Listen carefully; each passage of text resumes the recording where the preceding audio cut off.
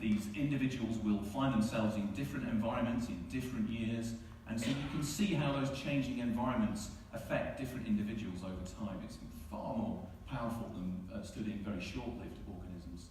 And also they're very handy in the fact that they come back to the same place, almost exactly the same place in a lot of cases, and there are quite a lot of them in one place at a time. So, and that means you can relocate your individuals, and you can have a study of a decent kind of size, if you like.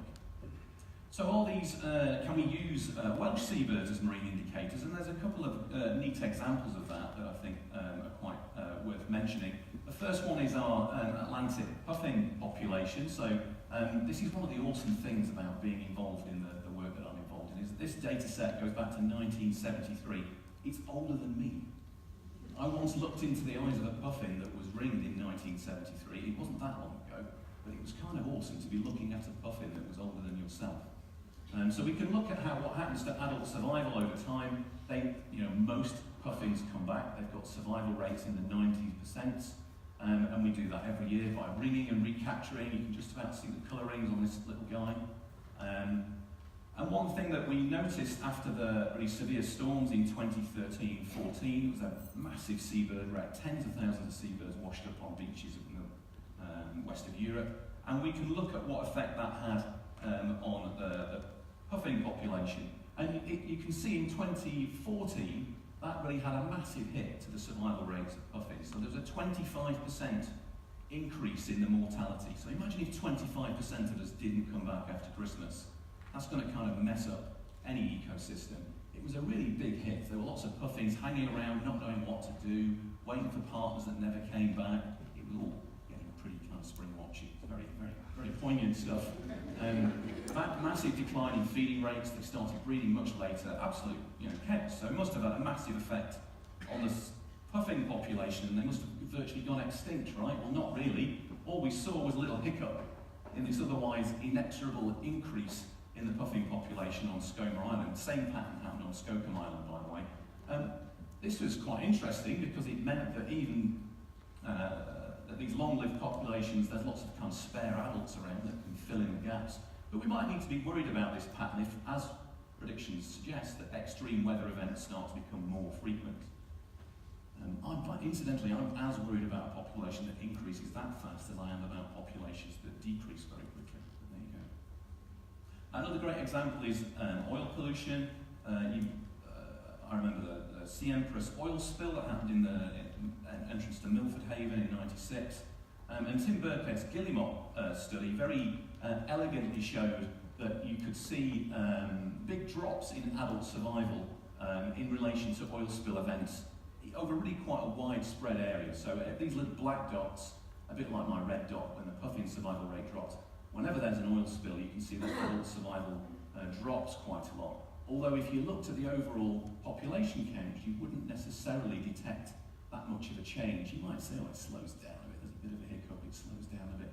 But it goes to show that we really need to look at these populations in greater detail to be able to detect exactly what's happening. We can't just rely on counting them, we need to do a little bit more as well.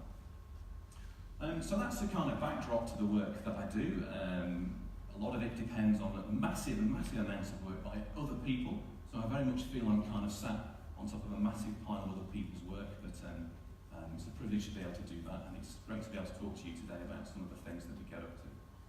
So this year, in recent years, one of the challenges that we've had put in front of us is how to count birds that are essentially impossible to count.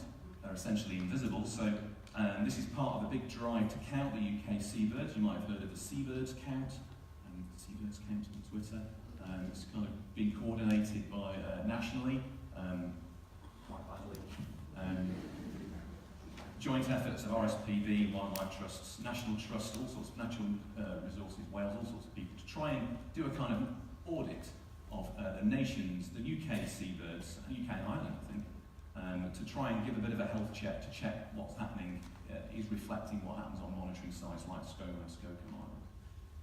We've got really good information about puffins because they stand there and show you their colourings, kittiwakes, fulmars, things like that. Pretty easy to count. You can just go to a cliff and count them. But these guys, like shearwaters, they're pretty hard to count.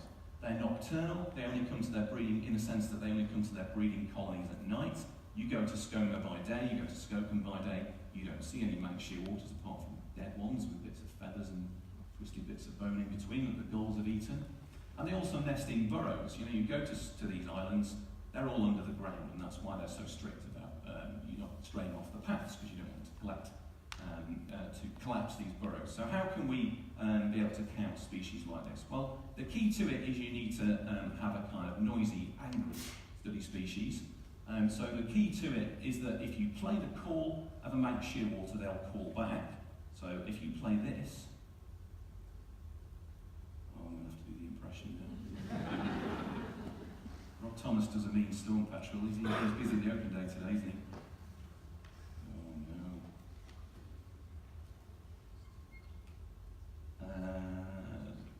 Don't worry, I can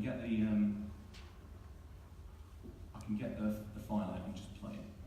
Just bear with me. It's worth it.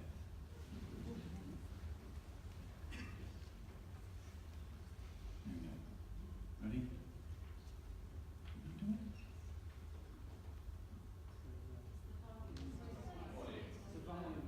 it? It's the volume. Ready? Oh, right, there you go. So that would be hell. Oh, there you go. You hear it? High-pitched one. Low-pitched one. Which one's male, which one's female? High-pitched, squeaky, annoying one. That's the male. Now, we know that if you play this duet call, if you make it stop. Imagine doing this for 3 weeks. If you play that call, if you play the duet, the male and the female, you get a higher response rate than if you play just the male separately. So that's the idea. You play the call, and hopefully down a burrow entrance, and then the bird will call back. I can see my talk, but you can see a different talk. Is that fine? Is that okay? I don't know what to do. Sorry, Trina, do you want to do this talk? It's a lovely picture.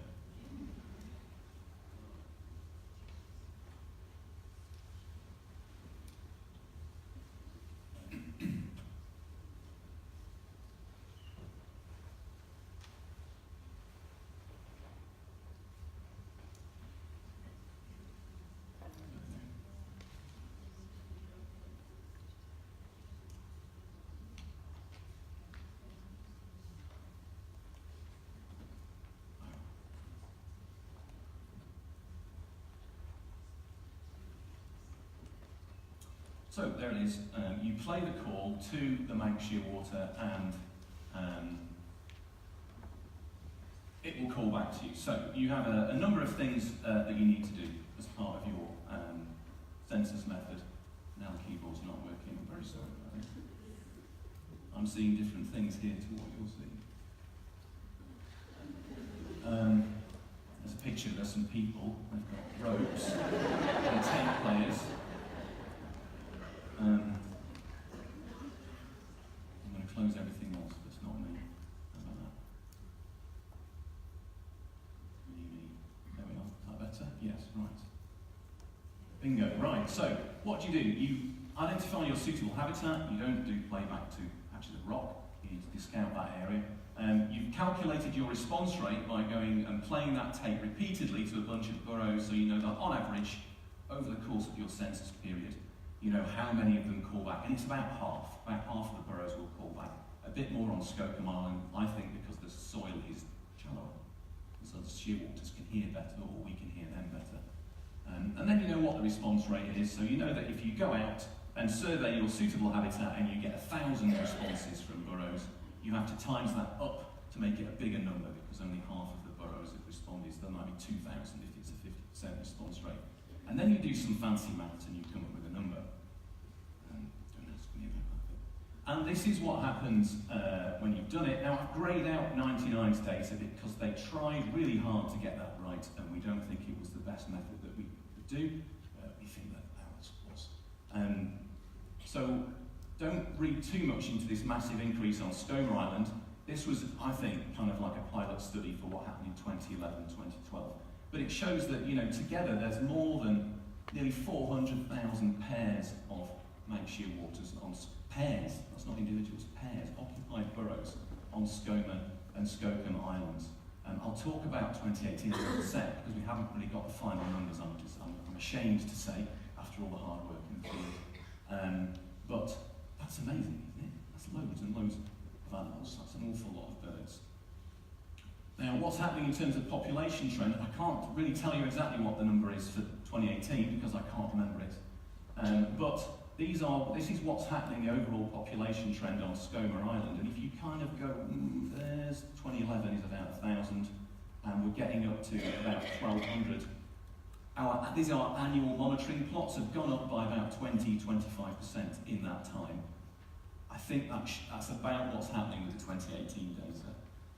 It matches what's happening in terms of our annual monitoring, so it looks like the population is slowly increasing. So all that hard work, I think, is worth it because the numbers are starting to make sense.